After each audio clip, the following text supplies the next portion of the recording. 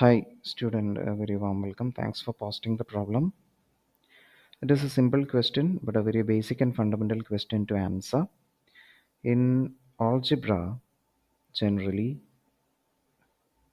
the small letter x is taken as a variable to represent an unknown value. So I'll give an example here. X